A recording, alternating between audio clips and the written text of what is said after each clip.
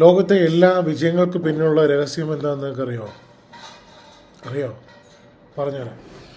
അതായത് സ്വന്തം കഴിവിലുള്ള വിശ്വാസം.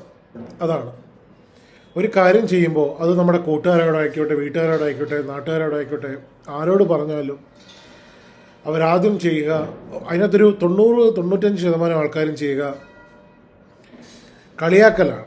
നീ എന്തുകൊണ്ടത് ചെയ്യുന്നു, നിന്നെക്കൊണ്ട് സാധിക്കില്ല.